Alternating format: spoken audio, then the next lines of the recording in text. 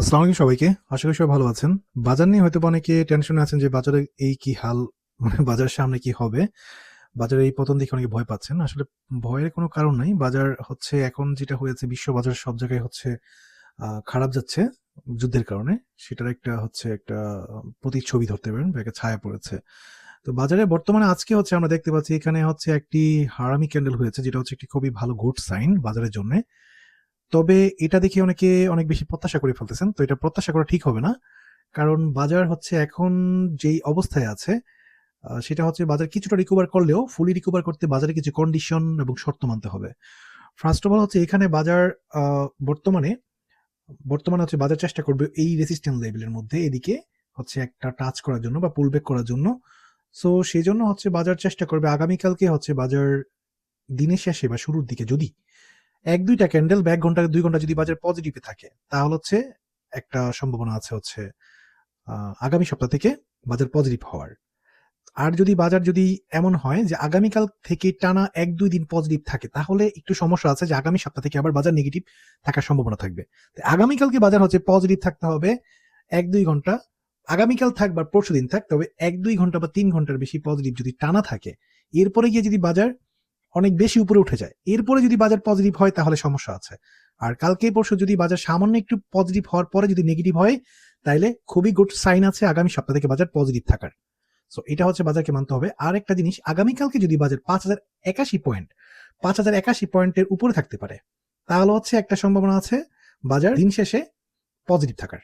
আর যদি বাজার ৫,০৮১ পয়েন্টের নিচে থাকে ১০ থেকে ১৫ মিনিট বা ২০ মিনিট, তাহলে হচ্ছে বাজার নেগেটিভই ক্লোজ হওয়ার সম্ভাবনা আছে। আমরা যদি এআই ইন্ডিকেটর এড করি, যেমন স্মার্ট মানি, ফুটপ্রিন্ট আর হচ্ছে ট্রাভ হান্টার যদি এড করি, তাহলে হচ্ছে আমরা আগে থাকতেই যারা হচ্ছে স্মার্ট ইনভেস্ট তারা আগে থেকেই জানেন যে বাজার কি হবে। কারণ স্মার্ট মানি ফুটপ্রিন্ট কিন্তু আমাদের ১৮ দিন আগে হচ্ছে এখানে বলেছে যে বাজার আমাদের নেগেটিভে যাবে। সো এখানে অবাক হওয়ার কিছু নেই। যারা স্মার্ট ইনভেস্টর প্ল্যানে আছেন তারা ১৮ দিন আগেই জানেন যে বাজার নেগেটিভে যাবে। আর অন্যদিকে হচ্ছে যদি আমরা এক্সাম্পল ট্রাভ হান্টার ইন্ডিকেটর এড করি, দেন উইকলি টাইম ফ্রেমে যাই, তা আমরা হচ্ছে এখানে ৩ সপ্তাহ আগে থেকেই, মানে ২১ দিন আগে থেকেই আমরা সবাই জানি যে বুল ট্র্যাপ চলতেছে, এখন বাজার ডাউনে যাবে।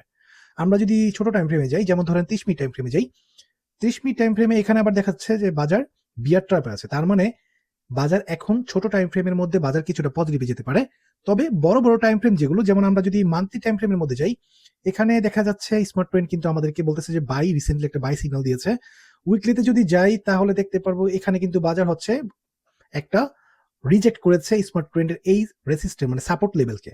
তার মানে সম্ভাবনা আছে আগামীকালকে কিছুটা বাজার পজিটিভ থাকার, এবং সেটা হলে আরো ভালো যদি আগামীকালকে বাজার পজিটিভ হয় এবং সেটা সামান্য ১-২ টা বা ৩ ঘন্টার মতো বাজার যদি পজিটিভে থাকে, এরপরে যদি বাজার নেগেটিভে যায়, তাহলে খুবই একটা সাইন আছে যে আগামী সপ্তাহ থেকে বাজার ঘুরে ঘুরে দাঁড়ানোর। ওকে, তো আমরা সবাই অলরেডি জানি। আর হচ্ছে আরো বেশি বিস্তারিত জানতে আমরা যদি আই বাটনে ক্লিক করি, তাহলে হচ্ছে এখানে আমরা আরো বিস্তারিত দেখতে পারবো। তো আমরা যদি আই বাটনে ক্লিক করার পরে দেন আমরা যদি এখান থেকে ইন্ট্রাডে এগ্রেসিভের মধ্যে ক্লিক করি, তাহলে হচ্ছে আমরা দেখতে পারবো এখানে ওয়েট করতে বলতেছে, কুইকের মধ্যে ওয়েট করতে বলতেছে, সেশনের মধ্যে ওয়েট করতে বলতেছে। সবগুলোর মধ্যে আমাদের অপেক্ষা করতে বলতেছে। তার মানে এখন হচ্ছে একটাই কাজ, আপনার অপেক্ষা করা। এখন কোনো প্রকার বড় কোনো লেনদেন করা যাবে না। আর যদি লেনদেন করতেই হয় তাহলে অবশ্যই ডিউটিআই স্মার্ট পোর্টফোলিও দেখে এআই এর সাথে আলোচনা করে তারপর হচ্ছে লেনদেন করবেন। আশা করি সব বুঝতে পেরেছেন। ভালো থাকবেন সবাই। আসসালামু আলাইকুম। আল্লাহ হাফেজ।